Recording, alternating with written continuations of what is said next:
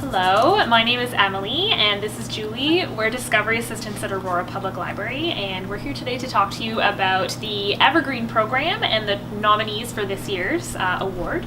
Yeah, so for those of you that don't know what the Evergreen program is, it's a sort of list of books from the Ontario Library Association. They put it out every year, and these ones are specifically for adults. There's 10 of them, and we're going to tell you about our favorites. Yeah.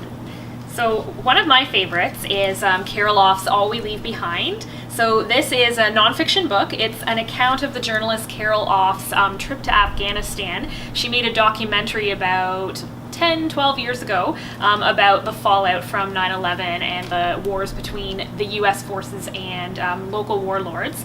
So she made contacts with some of the local Afghan people, especially one family who agreed to speak to her live about the events that were happening at the time, and because of that ended up being put in a lot of danger from local politicians who were not happy about what they had said.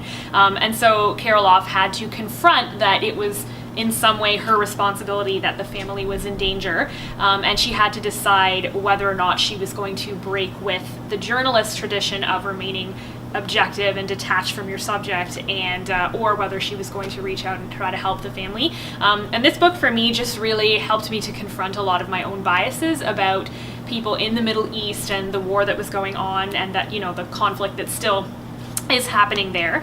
And yeah, I just found it a very valuable read and a really interesting true life story.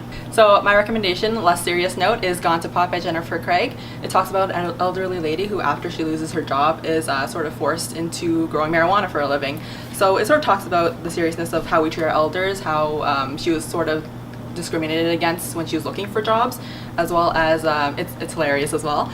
It's sort of you're imagining an old British elderly lady, and just in her spare time just like watering her little marijuana plants in her basement with some interesting characters. So we sort of see her confronting those who, or she knows are against the idea, her family and what they might think, as well as society, because marijuana is illegal, even though it's an issue right now. We're speaking about legalizing it in Canada right now, so it is very on trend.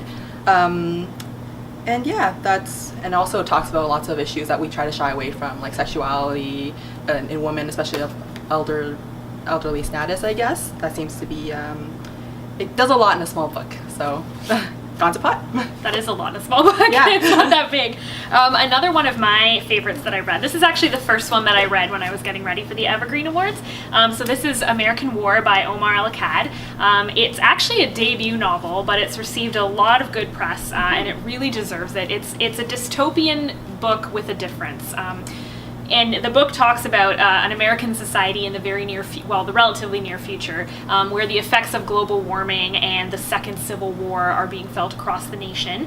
And it centers around a young girl named Sarat, not Sarah, but Sarat with a T, who, with her family, ends up in a prison camp, and based on a series of events and some people that she meets while she's at the camp, becomes radicalized, and ends up not so much, and ends up becoming rebellious. It's hard to explain. It's really, really good. In order to get the full breadth of it, you'd have to read it. But anyway, she ends up being radicalized, and I can't tell you too much else without spoiling the plot. But it's really, really good. Definitely a little more serious again, but worth the read. So American War, Omar El-Akkad. Made it to the finalist round of the CBC Reads as well. So yes. And my final choice is, I'm not completely finished it yet, but I'm very close to the end, and I'm really looking forward to the ending. It's called The Clothesline Swing. It's based on sort of the story of the author. I don't think it's completely autobiographical, but it is about sort of a refugee into Canada from Syria, and also the main point is that he is a gay character, so LGBT issues are abound in this.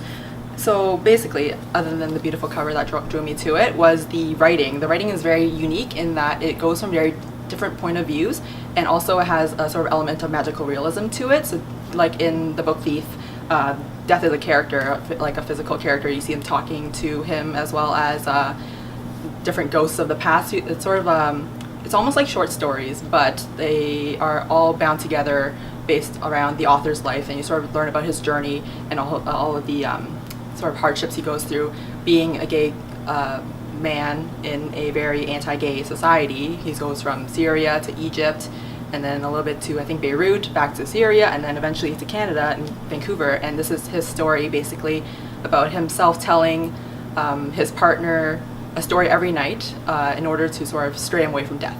So very deep, very well written, I think, and that's the Clothesline Swing.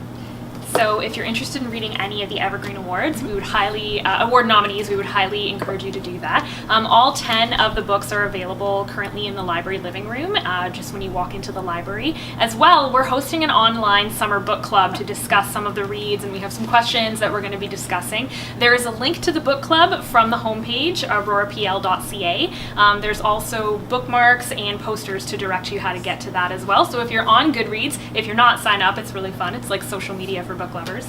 And then when you're on Goodreads, join our club, APL Summer Book Club 2018, and yeah, we'd be happy to have you. Exactly. Happy reading. Yep.